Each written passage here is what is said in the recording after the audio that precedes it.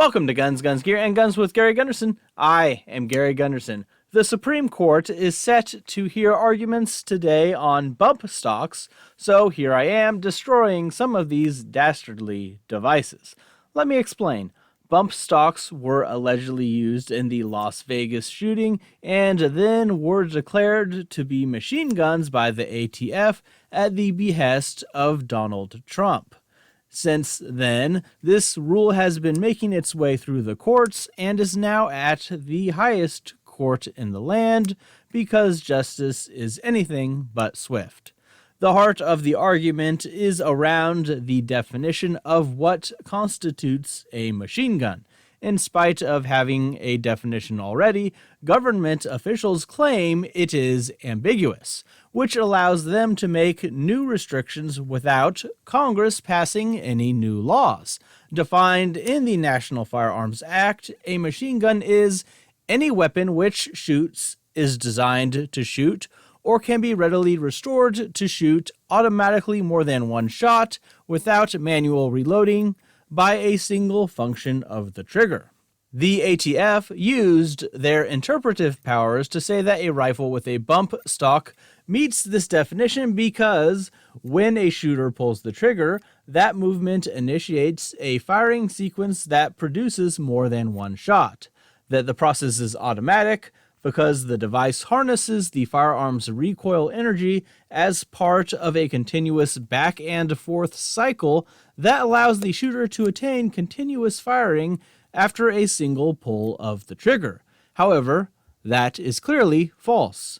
The trigger must be pulled each time the rifle is fired. Indeed, even with a bump stock attached to your rifle, if you hold the trigger down, then it will only fire a single shot.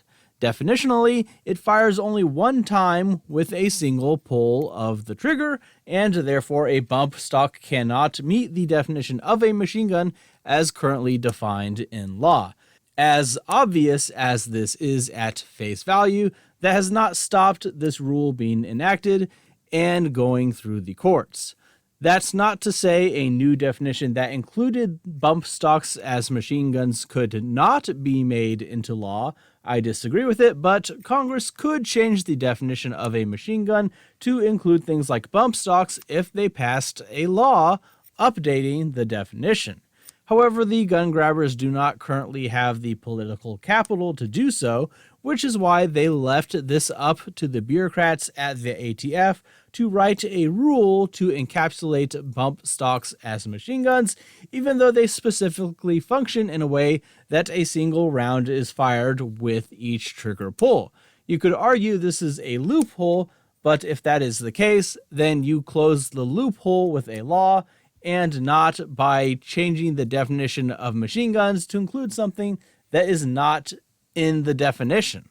That is because there has also been a thing called bump fire. You can do this without a bump stock. The bump stock accessory only makes it easier to bump fire the weapon, and even then it takes some practice to run it reliably. You can learn or even accidentally bump fire without any accessory attachment at all. There's plenty of videos on that already. You can also do it just as easily with a rubber band instead of a bump stock, which is why I am cutting up these rubber bands. If they can redefine a bump stock to meet the definition of a machine gun, then can they not change the definition to also include rubber bands? I myself do not wish to get on the ATF's bad side, so I am preemptively destroying all my rubber band bump stocks and turning them in to the ATF offices. Though I am not yet ready to cut off my finger for the cause as well, since you can also use that to simply bump fire your rifle as well. It is essential we get these dangerous rubber bands off the streets and properly send them into the ATF.